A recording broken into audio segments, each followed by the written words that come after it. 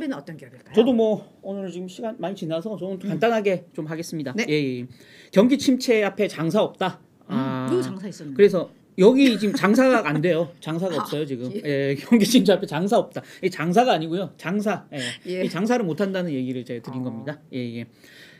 치즈케이크 팩토리라고요. 뭐 유명한 업체죠. 예. 국내에도 이제 진출하고 있는데 그 말 그대로 회사 이름 그대로 치즈케이크를 만드는 일로 시작했던 베이커리 업체였어요. 근데 지금은 이제 이 매장 보면 알겠지만 겉에 이제 화려한 매장, 또 안에 매장 보세요. 뭐 저도 이제 미국 생활하면서 한 두세 번 갔었어요. 자주는 못 갔고 왜냐하면 비싸서. 그래 보여. 딱 가격이 매장이. 비싸요. 예, 아무나 오지 마 이런 분위기야. 예. 그냥 뭐 고급 패밀리 레스토랑 정도 생각하시면 됩니다. 가면 스테이크도 팔고 모든 메뉴를 다 파는데 가격이 굉장히 비싸요. 예.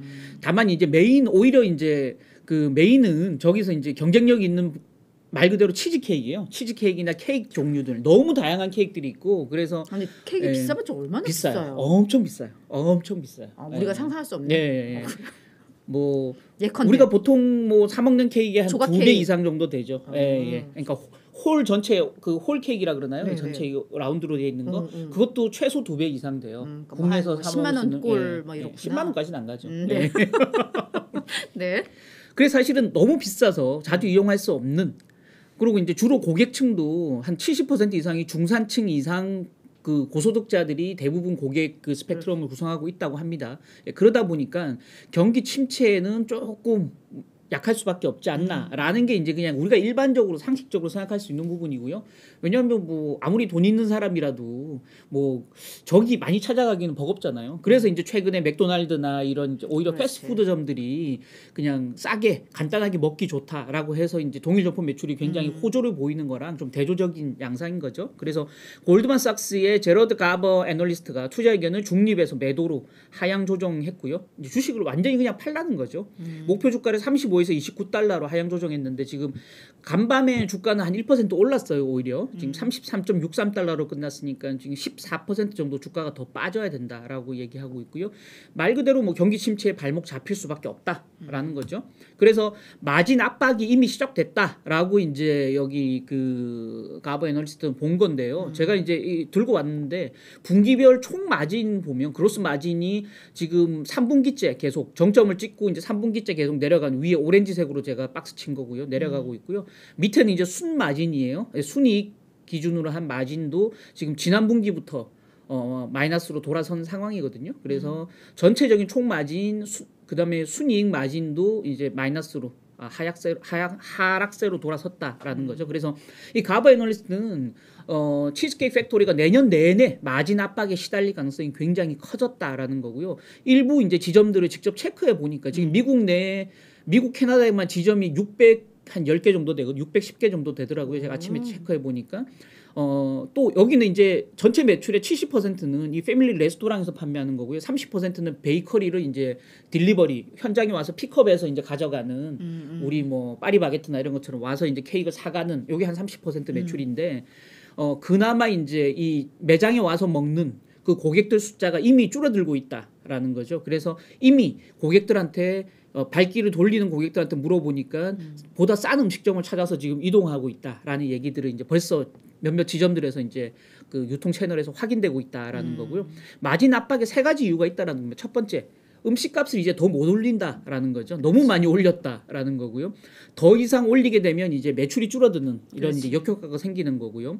두 번째, 아까 뭐 위에 이제 지점 체크 또 나타났지만 음식값에 민감한 고객들 방문이 이제 줄어들 수밖에 없다. 이게 마진 압박의 두 번째 요인이고요. 세 번째, 경쟁사 대비해서 원자재를 좀 고급 원자재를 많이 쓰고 또 그 이 종업원들의 임금이 좀 비싸대요. 그래서 인건비나 원자재는 약간 스티키한 물가여서 한번 올리면 내리기가 굉장히 어렵다. 그래서 이게 마진 압박으로 두고두고 작용할 것이다라는 겁니다. 그래서 팬데믹 이후 정상화되면서 지금 지난 분기 실적 발표할 때 보니까 고용하고 있는 그 전 직원이 역사상 창사 이래 최고 지금 많은 인원을 지금 임직원으로 두고 있다는 발표를 했었거든요. 그래서 인건비 부담이 굉장히 많이 늘어났어요. 지난 3분기에. 또 이제 음식값도 뒤에 얘기가 나올 텐데 많이 올렸어요. 올 지금 분기별로 계속 올렸거든요. 그래서 역효과가 이제 나타나기 시작했다라는 겁니다. 그래서 계속되는 어닝 쇼크. 옆에 보시면 실적 전망치에 비해서 실제 실적이 지금 분기별로 계속 약해요. 그래서 서프라이즈가 계속 마이너스잖아요. 그래서 지금 4분기 연속 어닝 쇼크를 계속 그러네. 기록하고 있다라는 겁니다. 그래서 엊그제 지금 이제 사흘 전에 웨드부시에서 그 닉 세티언 애널리스트도 투자 의견 내렸거든요. 시장 수익률 상회에서 중립으로 내렸고 목표 주가도 37에서 35달러 내렸는데 이 사람이 이제 음식값 얘기를 했어요. 앞에 나왔던 이달 초에 음식값을 또 올렸대요. 12월 초에. 그래서 4분기 전체로 음식값을 8.25%나 인상을 한 거고요.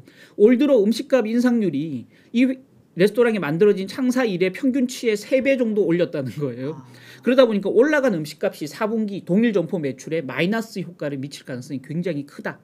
따라서 4분기와 내년도 연간 실적 전망치를 동시에 하향 조정하겠다라고 하면서 이제 목표 주가도 내렸고 투자 의견도 내렸거든요. 그래서 내년도 연간 마진이 13.9%로 줄어들 것이다라고 봤는데 이게 지난 3분기 실적 발표 때 14.4였고 회사가 전망한 내년 마진이 15%인데 그거보다 훨씬 낮을 거라고 보고 있는 거죠.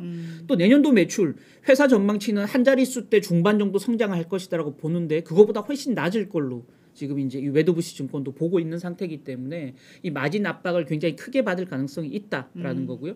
지금 경기 흐름과 함께 월가 전망치도 계속 이제 내려가고 있다라는 거죠. 매수 의견 보시면 8곳이었다가 지금 7곳으로 줄었고요. 보유는 이제 비슷한데 셀이 2곳에서 3곳으로 또 늘어났죠. 그래서 이제 전체적인 흐름 자체는 아주 완만하지만 매수에서 매도 쪽으로 조금씩 흐름이 옮겨가고 있다라는 거고요. 목표 주가 평균치도 34.57이니까 지금 33달러에 비해서 이제 위로 올라갈 수 있는 여지가 거의 안 보인다라는 거죠. 그래서 이제 치즈케이크 팩토리가 올 들어 주가가 지금 14% 빠져서 벤치마크 대비해서는 양호한 편이긴 하지만 이게 이제 그나마 주가가 계속 실적이 그 어닝 쇼크를 기록했음에도 불구하고 나름 이제 성장세를 유지했기 때문에 주가는 약간 방어적 흐름을 보였지만 앞으로는 그렇지 않을 것이라고 보는 거고요. 다만 최근에 이제 기관 투자가들 헤지 펀드를 중심으로 해서 매수세가 조금 늘어났어요. 주가가 빠지면서 이게 분기 배당이 지금 27센트인데 지난 3분기 기준으로 연으로 보면 1.08달러 정도 되거든요. 배당 수익률이 3% 가까이 돼요. 그러게. 그래서 배당을 노리는 기관들은 오히려 최근에 이제 좀 주가가 빠질 때 저가 매수하는 흐름은 보였지만 우리 개인들 투자하기에는 여전히 눈높이는 조금씩 낮춰가야 되지 않을까 싶어서 오늘 2곳의 리포트를 소개해 드리는 걸로 가름하도록 하겠습니다. 네. 예.